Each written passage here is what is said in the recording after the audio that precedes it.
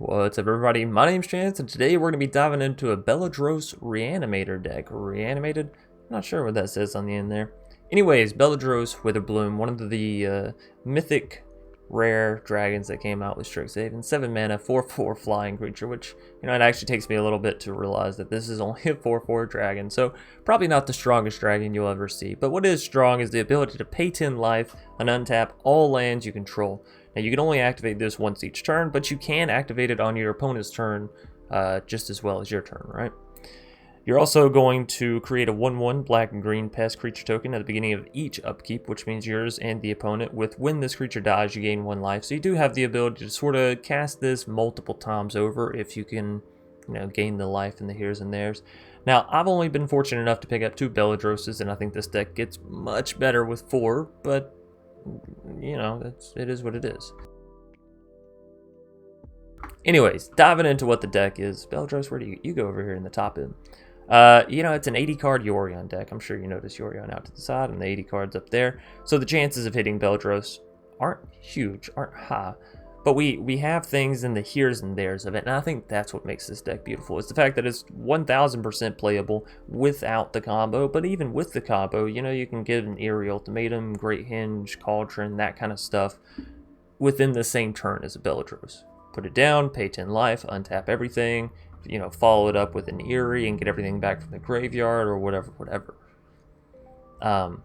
Now, we are running this off the back of an adventure scheme, so we have, Edgewall, Shepherd, Giant Killer, Lovestruck, Murderous Rider. One that you may not be expecting and may not really understand is Rosethorn Acolyte. The more I got to thinking about it, as long as you have the Edgewall Innkeeper down, which is, instant butts and candies, nuts, whatever, it becomes sort of like a Llanowar Visionary, where it's drop this card for 3 mana, it draws you a card, and it can tap for any color. On the flip side of that, you can also pay 1 green mana and add 1 mana color of any color, which is really good in case you ever need fixings for like Eerie Ultimatum or Emeria's Call. Everything else you should be kind of fine on, but again, if you ever need it for the Realm Cloak Giant's ability or the Elspeth Conquers Death, it's there and it's nice. And the other really nice thing with it is this is a reanimate deck, right? Which means your ability to potentially return a lot of creatures all at once is certainly there. And if you can return this creature, Kenrith, good old Kenny G, pay 1 red mana, all creatures gain trample and haste until end of turn. Well, it's a fantastic way to win the game. And of course, if you can reanimate and get Beledros back, well, then you add red mana and, everything gets able to attack, and you can pay 10 life and untap everything and bring more creatures back. Or you probably want to bring more creatures back, then add the red mana and do that. You get what I'm saying.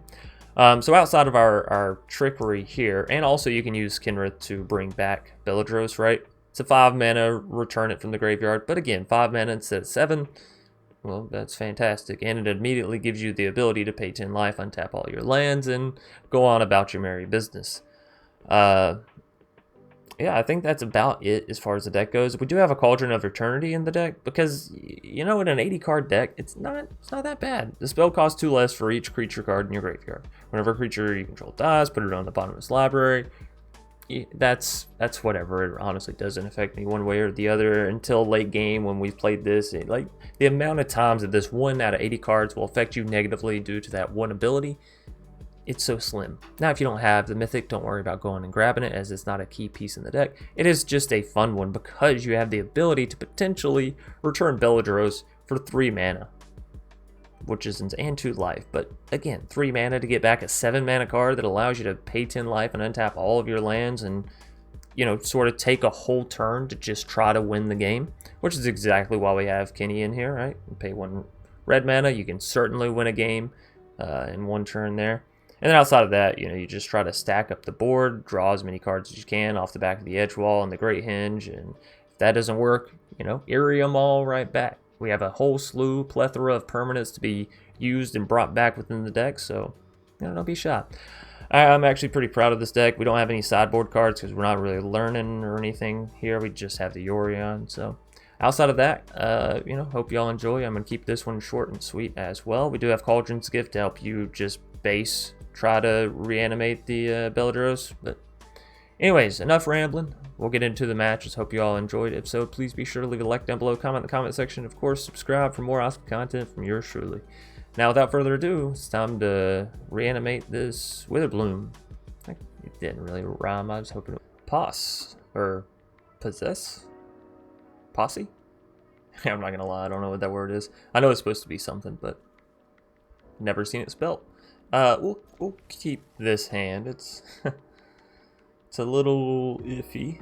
Not gonna lie, it's a little iffy. But you know, we have a line of lands here.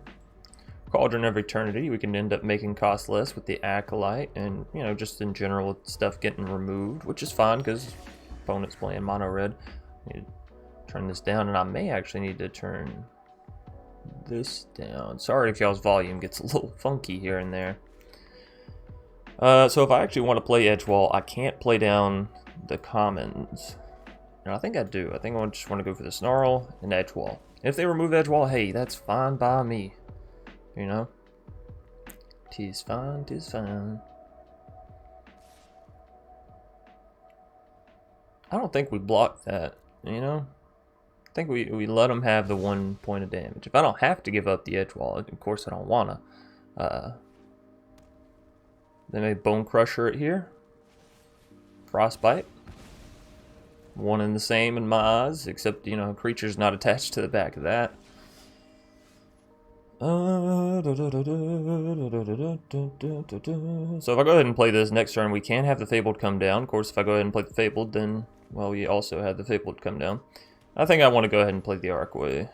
Archway? Archway? I always get confused on the CH, I'm not gonna lie. Some people call it Arches, some people call it Arcus. It's Arches. I like when I try to make an argument for something that's completely invalid, and I'm like, no, yeah, just believe me. Don't think about it too hard. Alright, so next turn we'll have the 2-3 come down, which, you know, might be able to do a little block of Renos here and there and everywhere. Oh, another one. Well, fantastic. So we do actually already have access to double black and double green, triple green, really, if we wanna go that route. So if I go ahead and grab some white mana here, we do have access to double white, which is the Yorion, Snorion, Boreon. But hey, you never know. You never know when a little Yorion action is needed in your life. Anyways, we're gonna mill 2 cards here and return a permanent. Now I'm not gonna lie, that permanent may be a land, or a Great Hinge, or a Realm Cloaked. Wait a minute. Yeah. Yes, very nice. Now, it does bring the cost of the Cauldron right back up. And, you know, the ability to destroy all non-giant creatures, it's pretty good. Now, they could have a Bone Crusher Giant. Not gonna lie, I still don't like all these lights being on me. That, in and of itself, is enough to drive me into a headache, but, you know, without it, if I don't turn all these lights on, there's a light that comes from the webcam. I don't know if y'all can, you can probably see it the closer I move my hand, right? Because it's like very bright right there. There's no way to turn it off. So, now let's assume that they have the cleavage. If I block you, 2 in, 2 in, we trade, they get 2 there. Block you. They don't have a free place to put the cleave thereafter. I think I have to go for the Fervent. They don't get the additional residual damage, right? And they don't get to equip cleave for free. Bone Crusher, that's fine. Now the dream of the cleave is gone. Now, of course, they want to get a Bone Crusher down because that's a giant that, you know, can stick. Can hit the field and stay there. For them, at least. Go and get down to either Fabled. Am I going for the Realm Cloaked? I think so. I think it's more valuable to go ahead and do it before they have the Bone Crusher down, right? So what are we grabbing here? I mean, I guess more black mana is not bad because we have access to green or white right there, so... Anyways, let's go ahead and destroy all non-giants. Next turn we'll be up to 6 mana, which is enough for an Acolyte, plus the ability to protect her if we just really want to. We're going to go down to 12 this turn. They're probably going to drop a giant right back at us, but that's alright. 'Tis okay. Oh, that's so much worse, actually. That is... Oh, should have waited.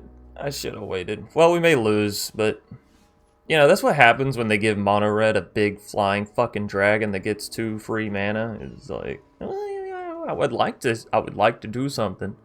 Like to come up and stop you.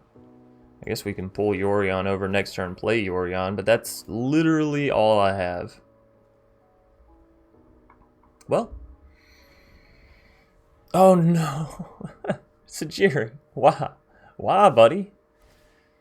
For those of you wondering what I'm questioning, it says target creature you control gains protection from the color of your choice. For 2 mana, realistically, that should be to target any creature.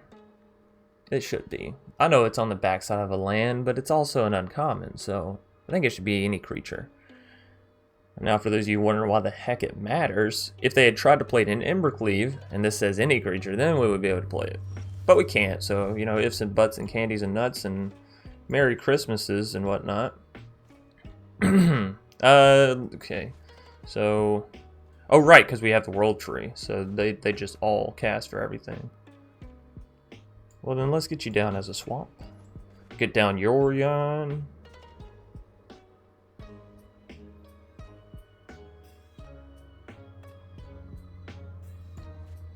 I mean, it should be fine, right? But just because I don't like the aspect of it.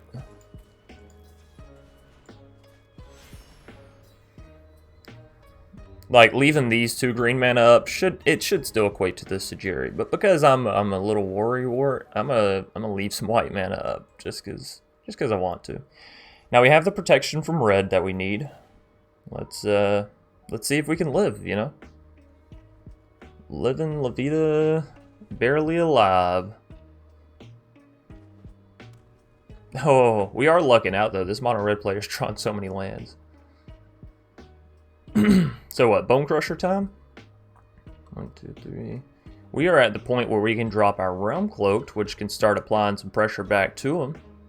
You know, 7/7 with Vigilance, certainly nothing to sneeze at. Certainly. Alright, what do they do? Is an Embercleave lethal for them?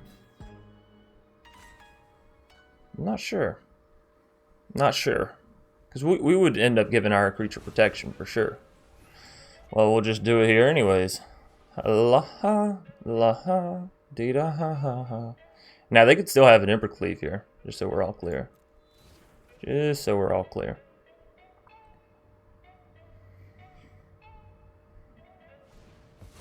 Bone Crusher? Yeah. Alrighty. Now that you're done taking your turn, could just go straight for the Realm Cloaked. Leaves us a Defender in the Sky. Definitely leaves us defenses against Bone Crusher. Go for Acolyte. I don't know what I would return to my hand from over here. Maybe the Great Hinge? But it's going to cost us more than 3 mana. But I do want to get it down. I most certainly want to get down that Great Hinge. Maybe I just play this and play the Snarl. Next turn we can focus on Great Hinge. Because, you know, next turn we'll have better access to it. So, no attacks. You know, fingers crossed, 1 more turn. Because we actually can't deal with the little Embercleave action this turn. But hey, you know, we've drawn this mono red match out pretty far. And I gotta say, if we can see the other side of this hill, if we can just get over this mountain, we'll probably end up winning. We'll see though. Because again, Acolyte goes down, we get back Great Hinge. That's already 2 life, and well, just being off 4 life alone is going to be a huge benefit. We don't really need to target the Bone Crushers, so I don't have to worry about that kind of stuff. This is the biggest concern, is them just getting things like Selfless and all that stuff back. Alright, Acolyte. And then, of course, Great Hinge for 2, which means we still have enough mana for the Selfless as well. Let's go. Make sure I click on the right thing. Even though that Giant Killer, you know, there's certainly something to be said about that. You know, because it can for sure take out the Gold Span. The Golden Span. But this is fine, because we have Selfless, which can now protect, sort of. We're going to gain some life. Elspeth Conquers Death. That's so good. That's going to happen next turn, of course. But, you know. We're not tapping the Great Henge. Y'all just don't let me forget to do it on their turn, alright? I want them to think that I might possibly, potentially, maybe just have something. We do hit with the Giant. We hit like a big old Mack truck. Those actually scare the heck out of me. If you don't know what I'm talking about with Mack trucks, 18-wheelers, logging trucks, you know, the big ones that you see on the interstate that you're like, please don't crush me. By the way, well, hold up. And this is a legitimate, ignorant, American question. May or may not make any sense. I know they have the Autobahn in Germany, right? They have a interstate system across countries in Europe. I don't feel like they do. Otherwise, I would have heard about it. Like an actual well-developed one. I think it's just, you know, per country to country sort of handled, right? Yeah, let me know. Any Europeans watching? I've actually never been outside of the US. I've been all the way across and back and up and down and up. I've been in every direction of the US, and I've seen almost all 50 states, excluding Alaska and Canada. But I am excited and inquisitive to travel outside of the US. Let's go, we got the free life. Oh, and we got the giant killer. It's over. It's over. I would like to say it was a GG, but it's not. No, it was. It was actually possess. I'll never know. It's definitely not possessed, by the way. I know there's going to be a lot of people out there like, Chance, come, what are you doing? Like, what are you actually doing? Now I'm choosing to take the gold span through this way. I know they have a lot of mana, but they don't have infinite mana, you know?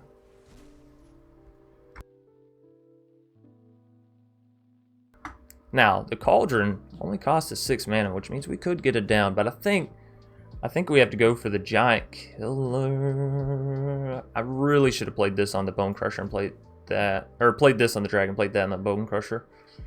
So I'm gonna take, what, 4 points of damage from that thing now? I just can't afford that. I think I just play down Giant Killer, honestly. You know, I messed up. I was like, don't let them gain the 2 mana. Them gaining 2 mana is way better than them dealing 4 damage, which is exactly what they would do with that Bone Crusher. But it's fine.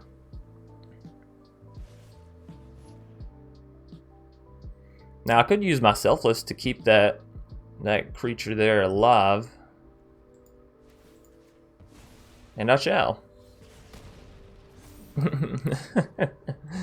Oh, let's go. Liliana, baby. Hey, baby. There we go. Alrighty, that was a GG. 13 minutes against Mono Red, and we come out on the other side unscathed. They didn't even touch me. You know, lay a single finger on me. Alrighty, Blue 0727. Now, the one thing I don't like about this is we don't have any green mana here. I'll keep it. I'll live on the dangerous side of things. So if I can find some green mana, I can sort of solve my issues here. I'm going to go ahead and play down the Snarl over the pathway. That way we can just get it down, get it out the way, get the mana ball rolling. But yeah, really looking for some green mana here. We got a lot of like big stuff over here on the right side. Yeah, that's one thing I didn't find much of in Abzan while I was creating this deck. There's not a whole lot of cycle. Not cycling, but like, I don't know how to explain this. I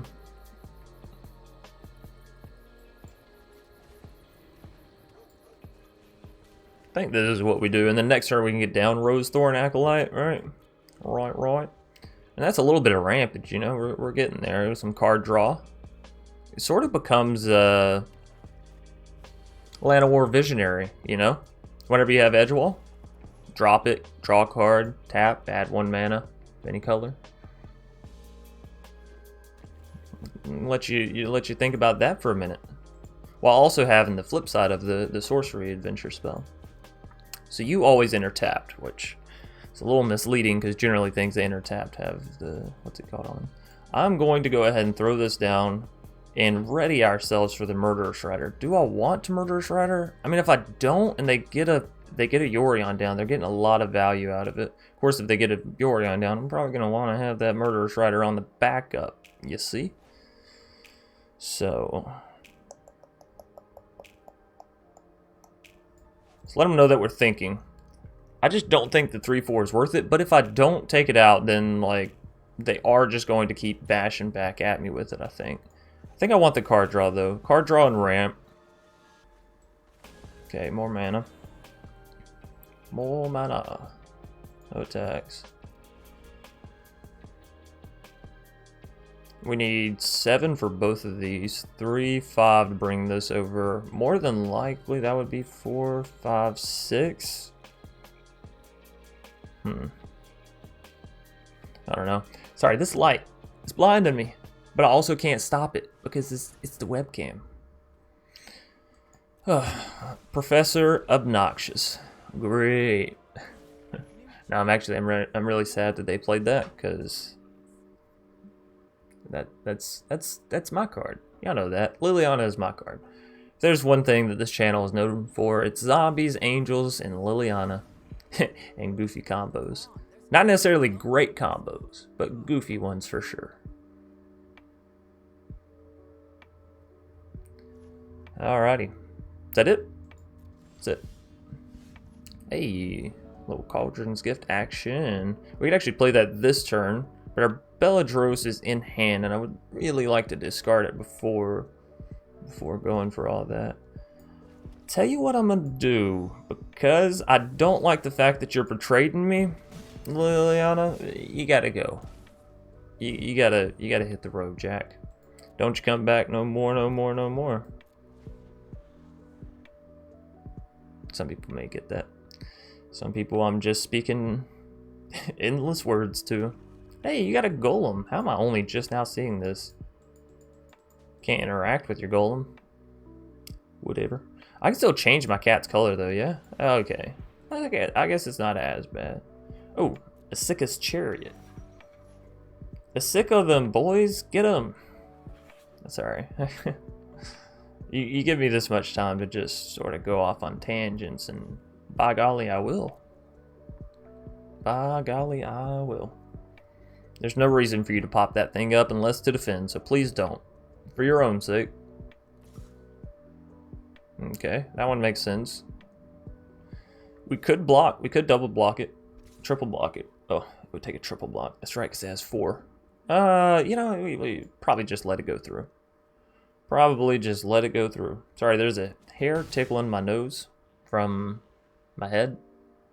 Because I don't know how a beard hair would be tickling my nose. Well, you know, I guess at the bottom, you know, tickling the underside. But no, this was like on top of my nose. Alright, my turn. Let's go. So I drop this, we go to 5, which is an easy peasy Cauldron's Gift. But I could also just drop Murderous, have 3 left over. Pull Yorion. Hey. Hey. Let's do it.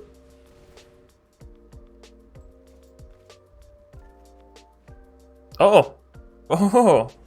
Even better. Even better than pulling the Yorion. So we have double black there. Let's go ahead and get the double green. Oh, we already... Yeah, right. World Tree. Whatever. Yeah. Hush up. Leave me alone. I'm a little fearful that they might exile everything here, so I kind of just want to play the Love Struck pieces. The flip-flop. Let's see. 3, 3, 5, 4. Oh, that's a pain. So I would need to play it this turn if I want it. Alright, well, you know, let's do it. We got 2 1/1s down already. It's gonna get us some card draw right off the ripperoonie. More land. I'm not necessarily upset at that. It's a triumph, so we can always cycle it later. We got a big 5/5 down to defend a little bit now. Omen of the Sea. See what they can see. Hopefully they don't see any more than I would want them to. The next turn, Great Hinge for 4. Leaves us with 1, 2, 3, 4 as well. Not quite enough for a Cauldron's Gift, but we could go ahead and pull the Yorion over.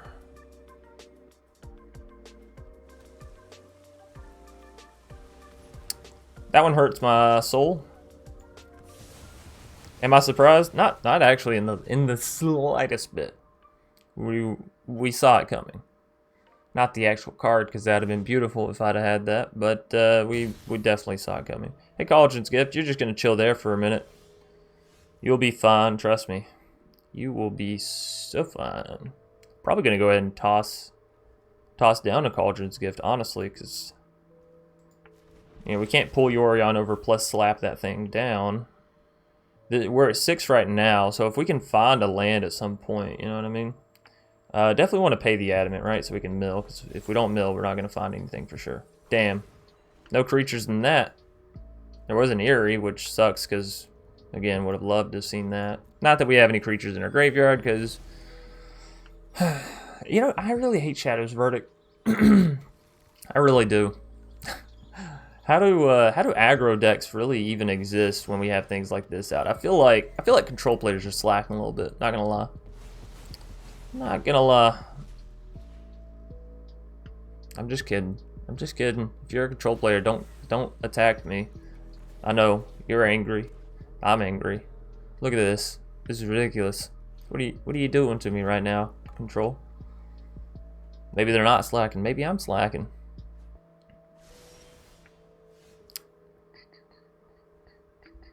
Well, I think we can all pretty much agree the only thing I want to hope and live for right now is a Beledros off the Ripperoonie.